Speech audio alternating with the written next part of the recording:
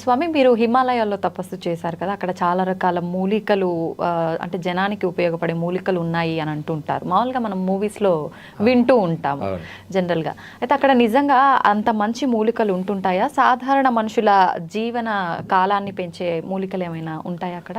100% ఉంటాయి. అవి ఎక్కువ మన యమునా నది దగ్గర, సరస్వతి నది దగ్గర కొన్ని ప్లేసుల్లో ఈ హిమాలయస్లో కొన్ని గడ్డి ఉంటుంది. మేమేం చేస్తామంటే ఈ గడ్డిని పెరిగి ఆకలైనప్పుడు దాని బెరడును నములుతూ వెళ్తుంటాం పర్వతం ఎక్కేటం. అది చాలా మంచి ఎనర్జీని ఇస్తుంది, శక్తిగా మారుస్తుంది. తర్వాత ఏమో కొన్ని పుట్టగొడుగులు లాంటివి కొన్ని వస్తాయి, అవి కూడా మేము స్వీకరిస్తాం. అరుదుగా దొరుకుతాయి, బ్లాక్గా ఉండి అది తక్కువగా దొరుకుతాయి. అది కొంచెం బ్లాక్ షేప్ ఉంటుంది అనమాట, పూర్తి బ్లాక్ కాదు. పుట్టగొడుగులు వస్తాయి, అవి ఒక 2-3 తింటేనే మనం జస్ట్ వేడి చేసుకొని చాలా ఎనర్జీ లెవెల్స్ వస్తాయి. అట్లాంటి మూలికలు ఉన్నాయి. తర్వాత ఇంకొక ఇక్కడ మేము మందిరంలో, సంకట హనుమాన్ మందిరంలో కూడా కొన్ని మొక్కలు వేసాం. అప్పుడు మీరు పెంచుకున్నారా? పెంచుకున్నాం, అంటే ప్రత్యేకంగా ఎక్కడో ఉన్నాయి తెచ్చి మేము ఆ జలపాతాల దగ్గర నాటుకున్నాం. అవి కూడా వచ్చాయి. చాలా అక్కడ ఉండే గురువు గారు చాలా సంతోషపడినారు, మీ వల్ల మంచి మొక్కలు తెచ్చావోయ్ అని. ఆ మొక్కలతో మనం రోజు తినేవాడిని.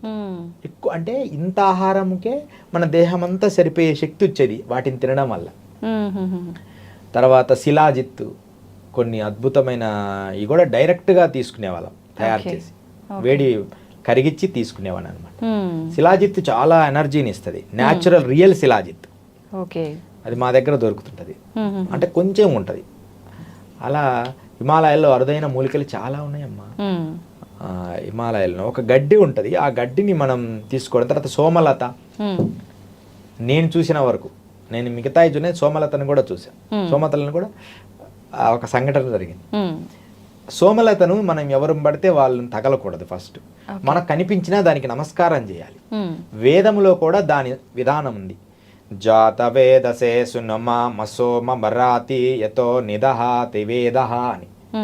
అంటే వేదంకి సంబంధించిన మొక్క కూడా సోమలత ఉంది మన హిమాలయాలు. ఆ మొక్కను కూడా మేము ఒకరోజు, అంటే గురువుగారితో నడుస్తున్నాం, సోమలత కనపడి సోమలత గారి గురుగారు నమస్తే అని చెప్పి ముందు వెళ్ళిపోయారు. గురుగారు నమస్కారం చేసుకొని వచ్చి అన్నాడు. నాకేందంటే మరలా ఏమంటే అది అయింది, కొంచెం అంత కట్ చేసుకుని నోట్లో వేసుకుందామని ఫీలింగ్. గురువుగారేమో అట్లా ఇష్టపడరు, అవసరం లేని ఆ మొక్క మనకి ఎందుకు, కానీ అది చాలా జీవశక్తులు ఇస్తుంది మనకి.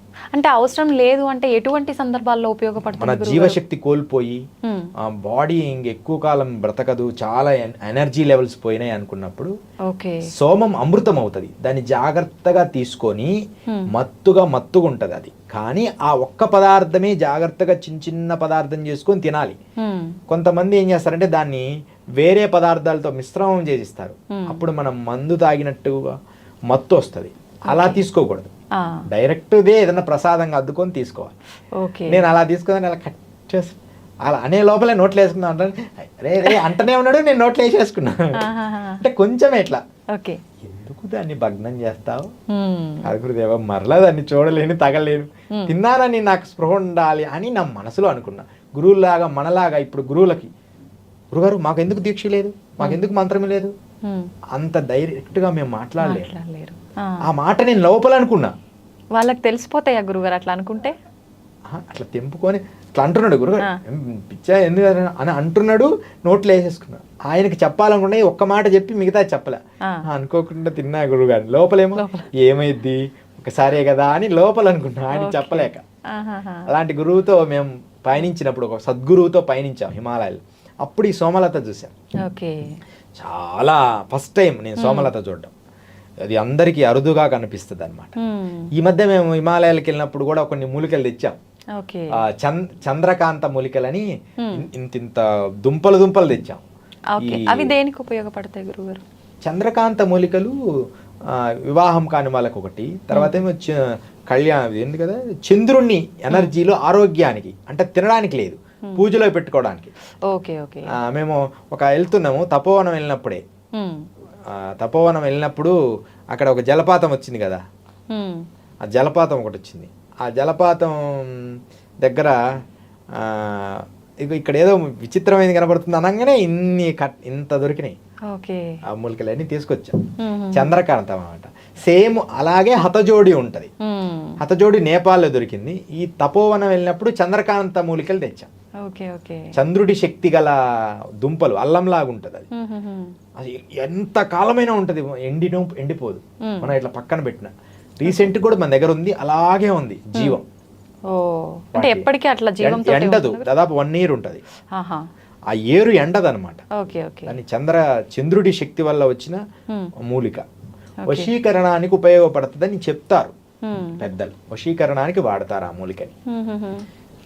నేనైతే పూజలో పెట్టా అంతే, దాన్ని దేనికి వాడను.